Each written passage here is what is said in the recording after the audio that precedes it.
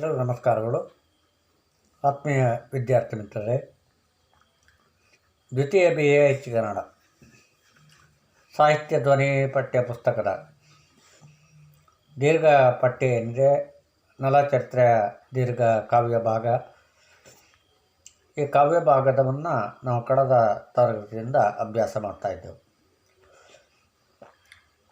ಈ ತರಗತಿಗೆ ಅದನ್ನು ಮುಂದುವರಿಸ್ತಾ ಇದ್ದೇನೆ. ಕಳೆದ ತರಗತಿಯಲ್ಲಿ ಆಗಿರ್ತಕ್ಕಂಥ ನಾವು ಅಭ್ಯಾಸ ಮಾಡಿರ್ತಕ್ಕಂಥ ಒಂದಷ್ಟು ವಿಚಾರಗಳ ಮೇಲಕ್ಕೂ ಹಾಕ್ತಾ ಮುಂದುವರಿಸ್ತೇನೆ.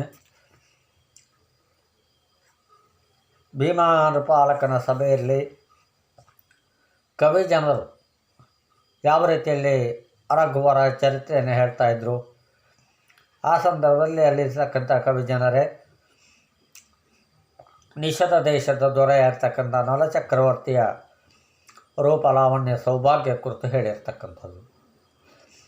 ಇದೆಲ್ಲವನ್ನು ಕೇಳಿರ್ತಕ್ಕಂತಹ ದಮಯಂತಿಗೆ ಆತನ ಕುರಿತು ಪ್ರೀತಿ ಉಂಟಾಗಿ ಆತನ ರೂಪವನ್ನು ಕೇಳಿ ಆತನ ಕುರಿತಾಗಿ ಚಿತ್ರವನ್ನು ಬರೆದಿರತಕ್ಕಂಥದ್ದು. ಇದೆಲ್ಲದರ ಫಲವಾಗಿ ಆಕೆಗೆ ಆತನ ಮೇಲೆ ಒಂದು ರೀತಿಯ ಮೋಹದ ಎಲೆ ಚಿಗುರೊಡೆಯುವುದಕ್ಕೆ ಆರಂಭಿಸಿತು. ಪರಿಣಾಮವಾಗಿ ಆತನಲ್ಲಿ ಆಕೆಗೆ ವಿರಹ ವೇದನೆ ಹೆಚ್ಚಾಯಿತು. ಈ ರೀತಿ ಇರಬೇಕಾದ್ರೆ ನಿಷಧ ನಗರಿಯ ದೊರೆಯಾಗಿರ್ತಕ್ಕಂತಹ ನಲಚಕ್ರವರ್ತಿಯು ಸುರಪನ ಸಭೆಗೆ ಮಿಗಿಲಾಗಿರ್ತಕ್ಕಂಥ ತನ್ನ ಸಭೆಯಲ್ಲಿ ರತ್ನ ಸಿಂಹಾಸನ ಖಚಿತವಾದಂಥ ಪೀಠದಲ್ಲಿ ಕುಳಿತುಕೊಂಡು ಸಭೆಯನ್ನು ನಡೆಸ್ತಾ ಇದ್ದಾನೆ. ಮುಂದೆ ಏನಾಗ್ತದೆ ಅನ್ನೋದನ್ನು ಮುಂದಿನ ಪದ್ಯದಲ್ಲಿ ನಾವು ಗಮನಿಸ್ಕೊಳ್ಬೇಕು. 22ನೇ ಪದ್ಯ. ಆ ಸಮಯದಲ್ಲಿ ಬಂದನಲ್ಲಿಗೆ ದೇಶಯಾತ್ರಿಕ ಭೂಸುರನಳು ಅವನೀಶ ಕೇಳಿದನು, ಇಲೆಯಳು ಏನುಂಟತಿ ವಿಚಿತ್ರವೇನೆ. ಭೂಸುರೋತ್ತಮ ನೆಂದ ನೆಲೆ ಧರಣೀಶ ಕೇಳು, ವಿದರ್ಭ ನಗರದಳು ಏಸು ಪುಣ್ಯೋದಯದಿ ಪಡೆದನು ಭೀಮನೃಪ ಸುತೆಯ. ಸೊ ಈ ರೀತಿಯಲ್ಲಿ ನಲ ಚಕ್ರವರ್ತಿ ರಾಜ್ಯಸಭೆಯಲ್ಲಿ ಇರಬೇಕಾದ್ರೆ ಆ ಸಮಯದಲ್ಲಿ ಬಂದನಲ್ಲಿಗೆ ದೇಶಯಾತ್ರಿಕ ಭೂಸುರ ದೇಶ ಸಂಚಾರವನ್ನು ಮಾಡ್ತಾ ಇರ್ತಕ್ಕಂಥ ಒಬ್ಬ ಬ್ರಾಹ್ಮಣ, ಭೂಸುರ ಅಂದರೆ ಬ್ರಾಹ್ಮಣ ಅಲ್ಲಿಗೆ ಬರ್ತಾನೆ. ಆ ಭೂಸುರನಳು ಆ ಬ್ರಾಹ್ಮಣನಲ್ಲಿ ನಲಚಕ್ರವರ್ತಿ ಕೇಳ್ತಾನೆ, ಅವನೀಶ ಕೇಳಿದನು. ಅವನೀಶನಾಗಿರ್ತಕ್ಕಂಥ ಅವನೀಶ ಅಂದರೆ ಅವನಿಯ ಒಡೆಯ, ಅರ್ಥಾತ್ ಭೂಮಿಯ ಒಡೆಯನಾಗಿರ್ತ ನಲಚಕ್ರವರ್ತಿ ಕೇಳಿದನು, ಇಲೆಯಳು ಏನುಂಟು ಅತಿ ವಿಚಿತ್ರವೇನೆ. ಭೂಮಿಯಲ್ಲಿ ಏನಾದರೂ ವಿಶೇಷ ಉಂಟೆ, ಭೂಲೋಕದಲ್ಲಿ ಏನಾದರೂ ವಿಶೇಷ ನಡೀತಾ ಇದೆ ಅಂತೇಳಿ ಕೇಳ್ತಾನೆ. ಆಗ ಭೂಸುರೋತ್ತಮ ನೆಂದ ನೆಲೆ ಧರಣೀಶ ಕೇಳು. ಆಗ ಭೂಸುರೋತ್ತಮ ಅಂದರೆ ವಿಪ್ರೋತ್ತಮನಾಗಿರ್ತಕ್ಕಂಥ ಆ ಬ್ರಾಹ್ಮಣನು ಹೇಳ್ತಾ ಇದ್ದಾನೆ, ಎಲೆ ಧರಣೀಶ ಕೇಳು, ಎಲೆ ನಲಚಕ್ರವರ್ತಿಯೇ ಕೇಳಬೇಕು. ಏನು ಅಂತೇಳಿದರೆ, ವಿದರ್ಭ ನಗರದಳು ಏಸು ಪುಣ್ಯೋದಯದಿ ಪಡೆದನು ಭೀಮನೃಪ ಸುತೆಯ. ವಿದರ್ಭ ನಗರ ಇದೆ, ವಿದರ್ಭ ದೇಶ ಇದೆ. ಆ ದೇಶದಲ್ಲಿ ಎಷ್ಟೋ ಪುಣ್ಯದ ಫಲವಾಗಿ ಅಲ್ಲಿಯ ದೊರೆಯಾಗಿರ್ತಕ್ಕಂಥ ಭೀಮನೃಪನು ಸುತೆಯೊಬ್ಬಳನ್ನು, ಹೆಣ್ಣು ಮಗಳೊಬ್ಬಳನ್ನು ಪಡೆದಿದ್ದಾನೆ ಅಂತೇಳಿ. ಅವಳು ಹೇಗಿದ್ದಾಳೆ, ಅವಳು ಯಾರು ಅನ್ನೋದನ್ನು ಮುಂದಕ್ಕೆ ಅದೇ ಬ್ರಾಹ್ಮಣ ಆ ನಲಚಕ್ರವರ್ತಿಗೆ ವರ್ಣಿಸಿ ಹೇಳ್ತಾ ಇದ್ದಾನೆ. 23ನೇ ಪದ್ಯ. ಅವಳ ರೂಪ ಗುಣಾತಿಶಯಗಳ ಯವಗೆ ಬಣ್ಣಿಸಲಲ್ಲವೇ, ಕೇಳ ಯುವತಿ ಲೋಕದ ಸತಿಯ ಬಗೆಯಂತಲ್ಲ ಭಾವಿಸಲು.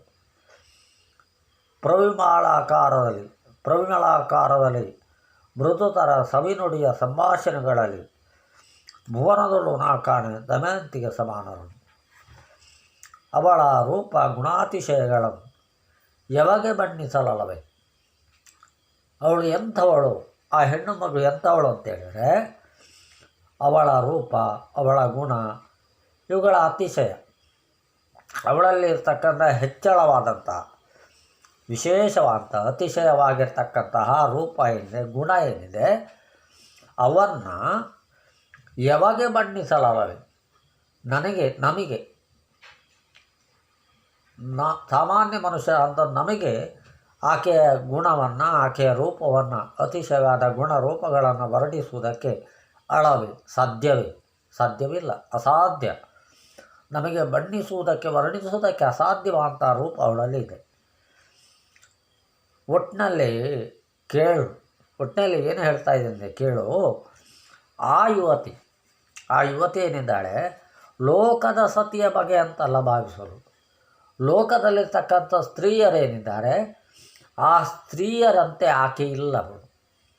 ಸರಿಯಾಗಿ ಯೋಚನೆ ಮಾಡಿದ್ರೆ ಆ ಸ್ತ್ರೀಯರಿಗಿಂತಲೂ ಮಿಗಿಲಾಗಿರ್ತಕ್ಕಂಥ ರೂಪ, ಲಾವಣ್ಯ, ಗುಣ ಅವಳಲ್ಲಿ ಅತಿಶಯವಾಗಿ ಪ್ರವಿಮಳಾಕಾರದಲ್ಲಿ ಮೃದುತರ ಸವಿನುಡಿ, ಪ್ರವಿಮಳಾಕಾರದಲ್ಲಿ ಮೃದುತರವಾದಂಥ ಸವಿನುಡಿಯ ಸಂಭಾಷಣೆಗಳಲ್ಲಿ ಮಧುರ ಭಾಷಿಣಿ ಆಕೆ.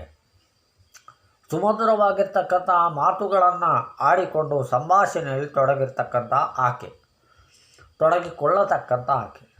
ಅಂದರೆ ಆಕೆ ಯಾವ ರೀತಿ ಮಾತಾಡಬೇಕು, ಯಾರಲ್ಲಿ ಮಾತಾಡಬೇಕು, ಯಾವ ರೀತಿ ಮಾತಾಡಬೇಕು ಅನ್ನೋಂಥ ವಿಚಾರ ಎಂದೇ ಅವಳಿಗೆ ಗೊತ್ತಿದೆ. ಆ ರೀತಿ ಮೃದುವಾಗಿರ್ತಕ್ಕಂತಹ, ಸುಮಧುರವಾಗಿರ್ತಕ್ಕಂತಹ ನುಡಿಗಳನ್ನು ಆಡ್ತಕ್ಕಂಥವಳು ಆಕೆ. ಭುವನದೋಳು ನಾ ಕಾಣೆ ದಮಯಂತಿಗೆ ಸಮಾನ. ಅಂಥವಳನ್ನು ಈ ಲೋಕದಲ್ಲಿ ನಾನು ಕಾಣುವುದಕ್ಕೆ ಸಾಧ್ಯ ಇಲ್ಲ. ಅವಳಿಗೆ ಸಮಾನರಾದವಳನ್ನು, ಅವಳೊಂದೇ ದಮಯಂತಿ. ಇಲ್ಲಿ ದಮಯಂತಿ ಇಲ್ಲಿ ಮುಂದಕ್ಕೆ ಬಂತು.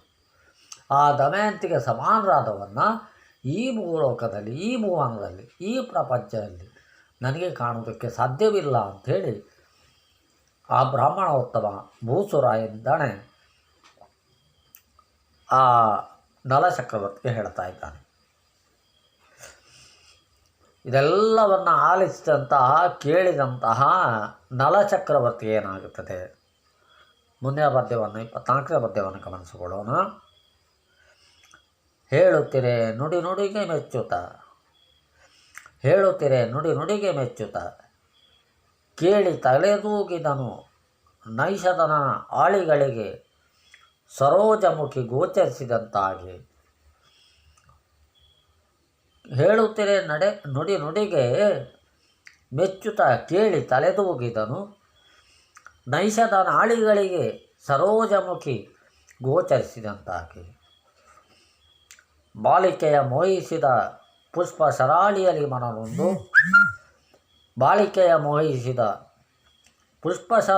ಮನನೊಂದು ಶಿವ ಲೋಲಾಲೋಚನೆಯಂತೂ ತನಗಹಳೆನುತ ಚಿಂತಿಸಿದ. ಈ ರೀತಿ ಹೇಳುತ್ತಿದೆ. ಬ್ರಾಹ್ಮಣೋತ್ತಮರೇನಿದ್ದಾರೆ, ಭೂತರೋತ್ತಮರೇನಿದ್ದಾರೆ, ಅವಳನ್ನು ವರ್ಣಿಸಿದ್ದಾರೆ. ಈ ಭುವನದಲ್ಲಿ ಅವಳಿಗೆ ಸಮಾನರಾಗಿರ್ತಕ್ಕಂಥ, ದಮಯಂತಿಗೆ ಸಮಾನರಾಗಿದ್ದವರನ್ನು ಬೇರೆ ಯಾರನ್ನೂ ಕಾಣಲಿಕ್ಕೆ ಸಾಧ್ಯ ಇಲ್ಲ ಅಂತೇಳಿ ಇದೆಲ್ಲವನ್ನು ಹೇಳ್ತಾ ಇರಬೇಕಾದ್ರೆ ಅದೆಲ್ಲವನ್ನು ಕೇಳಿರ್ತಕ್ಕಂಥ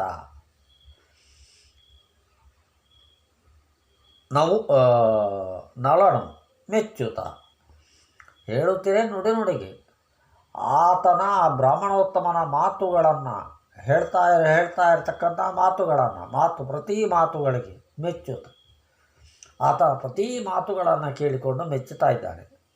ಮೆಚ್ಚಿ ಕೇಳಿ ತಲೆದೂಗಿದನು. ಆ ಮಾತುಗಳನ್ನು ಕೇಳಿ ಮೆಚ್ಚಿ ತಲೆದೂಗ್ತಾ ಇದ್ದಾನೆ. ಆಶ್ಚರ್ಯ. ನೈಷಧನಾಳಿಗಳಿಗೆ, ನೈಷಧನ ಕಣ್ಣುಗಳೇನಿವೆ, ಆಳಿ ಅಂದರೆ ಕಣ್ಣು, ನೈಷಧ ಅಂದರೆ ನಿಷಧ ದೇಶದ ದೊರೆ. ನಿಷಧ ದೇಶದ ದೊರೆಯಾಗಿರ್ತಕ್ಕಂಥ ನಲನ ಕಣ್ಣುಗಳಿಗೆ, ಆಳಿಗಳಿಗೆ ಸರೋಜಮುಖಿ ಗೋಚರಿಸಿದಂತಾಗಿ. ಆ ಕಮಲ ಮುಖಿಯೇ ಬಂದು ತನ್ನ ಕಣ್ಣ ಮುಂದೆ ಬಂದಂತಹ ಅನುಭವ ಆತನಿಗೆ ಆಗ್ತಾ ಇದೆ. ಆಕೆಯ ರೂಪವನ್ನು ಕೇಳಿ, ಆಕೆಯ ಗುಣವನ್ನು ಕೇಳಿ, ಆಕೆಯ ಮಾತುಗಳ ರೀತಿಯನ್ನು ಕೇಳಿರ್ತಕ್ಕಂತಹ ನರನು ಬಾಳಿಕೆಯ ಮೋಹಿಸಿದ. ಕುಳಿತಲ್ಲೇ ತನ್ನ ಬಾಳಿಕೆಯನ್ನು ಮೋಹಿಸ್ತಾ ಇದ್ದಾನೆ. ಆ ಬಾಳಿಕೆ ಅಂದರೆ ಆ ಸ್ತ್ರೀ ಅರ್ಥಾತ್ ದಮಯಂತಿಯನ್ನು ಮೋಹಿಸಿದ. ಪುಷ್ಪ ಶರಾಳಿಯಲ್ಲಿ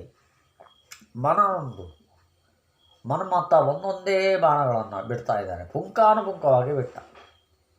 ಮನ್ಮಥ ಬಿಟ್ಟಂತಹ ಗುಂಪಂತಹ ಬಾಣಗಳಿಂದ ಮನನೊಂದು ಆತನ ಮನಸ್ಸು ನೊಂದು ಹೋಯಿತು. ಆತನ ಮನಸ್ಸು ಕರಗಿ ಆಕೆಯ ವಶವಾಗಿ ಹೋಯಿತು. ಶಿವಶಿವ, ಲೋಲಲೋಚನೆಯಂತೂ ತನಗಾಳೆನುತ್ತ ಚಿಂತಿಸಿದ. ಶಿವಶಿವ, ಆ ಲೋಲಲೋಚನೆ, ಆ ದಮಯಂತಿ ಯಾವಾಗ ತನ್ನ ಪಾಲಿಗೆ ಬರ್ತಾಳೋ, ತನಗೆ ಯಾವಾಗ ಉಳಿಯುತ್ತಾಳೋ, ತಾನು ಯಾವಾಗ ಅವಳನ್ನು ಮದುವೆ ಆಗುತ್ತೇನೋ ಅನ್ನೋಂತೇಳಿ ಚಿಂತಿಸ್ತಾ ಇದ್ದಾನೆ ಈ ಸಭೆಯಲ್ಲಿ ನಳ ಚಕ್ರವರ್ತಿ.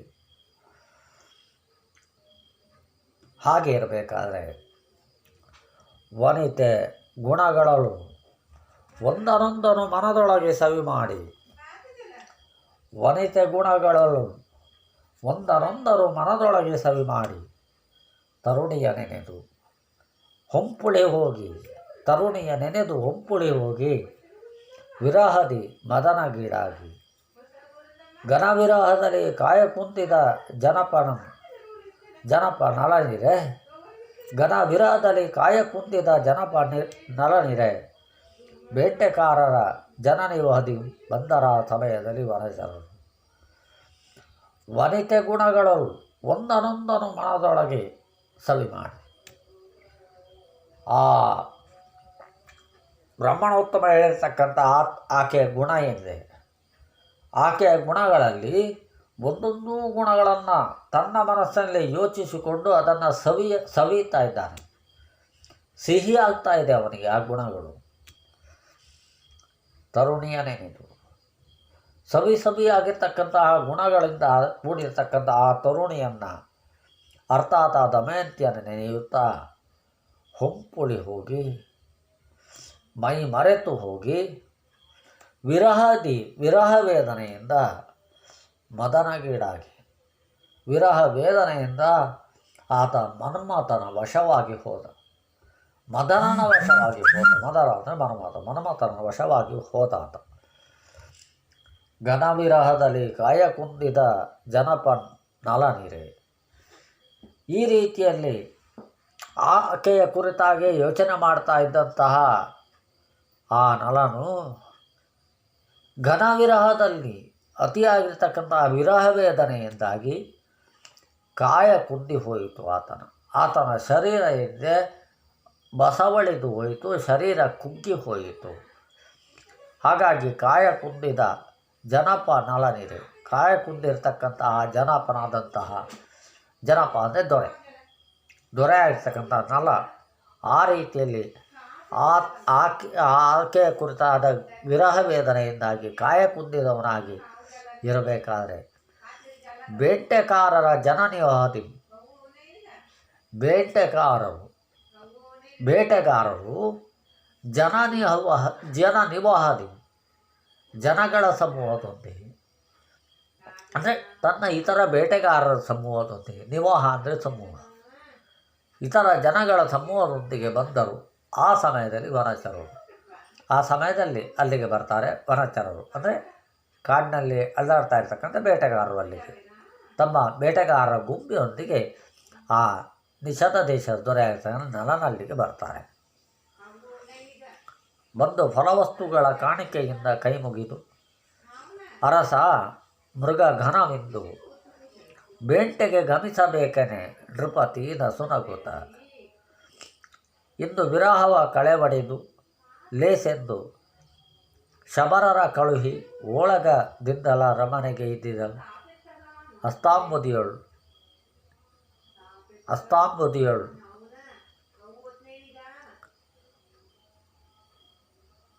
ಇನನೆಲಿದ ಅಸ್ತಾಂಬುದಿಯೊಳ್ ಇನನೆಲಿದ. ಹಾಗೆ ಆ ಸಭೆಗೆ ಬಂದಿರತಕ್ಕಂಥ ವನಚರರು ಬಂದಂತಹ ವನಚರರು ಬಂದು ಫಲವಸ್ತುಗಳ ಕಾಣಿಕೆಯಿಂದ ಫಲವಸ್ತುಗಳನ್ನು ಕಾಣಿಕೆಯಾಗಿ ಅರಸನಿಗೆ ಒಪ್ಪಿಸ್ತಾರೆ. ಅದು ಗೌರವದ ಸೂಚಕ. ಅದು ಆ ಫಲವಸ್ತುಗಳನ್ನು ಕಾಣಿಕೆಯಾಗಿ ಅರಸನಿಗೆ ಒಪ್ಪಿಸಿ ಕೈ ಮುಗಿದು ಆತನ ಮುಂದೆ ನಿಂತುಕೊಂಡು ಕೈ ಮುಗಿದು ಹೇಳ್ತಾ ಇದ್ದಾರೆ, ಅರಸ, ಮೃಗ ಘನವೆಂದು ಬೇಟೆಗೆ ಗಮಿಸಬೇಕು. ಇವತ್ತೇನಾಗಿದೆ, ಇವತ್ತು ಬೇಟೆ ಆಡೋದಕ್ಕೆ ನಮ್ಮಿಂದ ಸಾಧ್ಯ ಆಗ್ತಾ ಇಲ್ಲ. ಕೇವಲ ನಮ್ಮಿಂದೇ ಬೇಟೆ ಆಡೋದಕ್ಕೆ ಸಾಧ್ಯವಿಲ್ಲದಿರ್ತಕ್ಕಂಥ ಘನವಾಗಿರ್ತಕ್ಕಂಥ ಕ್ರೂರವಾಗಿರ್ತಕ್ಕಂಥ ಮೃಗಗಳು ಇವತ್ತು ಕಾಡಿನಲ್ಲಿ ಇವೆ. ಹಾಗಿರುವಾಗ ಘನ ಮೃಗ ಬಿದ್ದು ಬೇಟೆಗೆ ಇವತ್ತು ಕ್ರೂರವಾಗಿರ್ತಕ್ಕಂಥ ಮೃಗಗಳು ಬೇಟೆಯಲ್ಲಿ ಇರುವ ಕಾರಣವಾಗಿ ಗಮಿಸಬೇಕೇನೆ, ಬೇಟೆಗೆ ಗಮಿಸಬೇಕೇನೆ, ನೀವು ಸಹ ಬೇಟೆಗೆ ಬರಬೇಕು ಅಂತೇಳಿ ವಿನಂತಿಯನ್ನು ಮಾಡಿಕೊಳ್ತಾರೆ ಕೈ ಮುಗಿದು ಆ ವನಚರರು. ಕೇಳಿರತಕ್ಕಂಥ ನಲನು ನೃಪತಿ ನಸುನಗುತ್ತ, ಕೇಳಿರ್ತಕ್ಕಂಥ ದೊರೆಯಾಗಿರ್ತಕ್ಕಂಥ ನಲನು ನಸುನಗುತ್ತ, ಇಂದು ವಿರಹವ ಕಳೆಬಿಡಿದು. ಇವತ್ತು ಏನು ನನಗೆ ವಿರಹ ವೇದನೆ ಇದೆ, ಆ ವಿರಹ ವೇದನೆ ಕಳೆಯುತ್ತೇನೆ, ಕಳೆದು ಲೇಸೆಂದು. ಇವತ್ತು ವಿರಹ ವೇದನೆಯನ್ನು ಕಳೆಯುವುದಕ್ಕೆ ಇವತ್ತಾಗಿರ್ತಕ್ಕಂಥ ವಿರಹ ವೇದನೆ ಅದನ್ನು ಕಳೆಯುವುದಕ್ಕೆ ಇದುವೇ ಒಳ್ಳೆಯ ಸಮಯವೆಂದು ಭಾವಿಸಿ ಶಬರರ ಕಳುಹಿಸಿ, ಶಬರ ಅಂದರೆ ಬೇಟೆಗಾರರು, ಆ ಬೇಟೆಗಾರರನ್ನು ಕಳುಹಿಸಿ ಓಲಗ ಶಾಲೆಯಿಂದ ಅಂದರೆ ರಾಜಸಭೆಯಿಂದ ಅರಮನೆಯ ಕಡೆಗೆ ಹೋಗುತ್ತಾನೆ. ಅಸ್ತಾಂಬುದಿಯೊಳು ಇನನೆಲಿದ.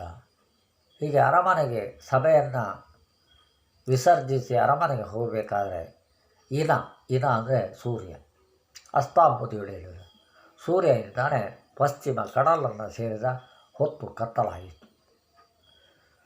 ಸೊ ಇಲ್ಲಿಗೆ ಈ ತರಗತಿಯನ್ನು ಮುಗಿಸ್ತಾ ಇದ್ದೇವೆ ವಿದ್ಯಾರ್ಥಿಗಳೇ.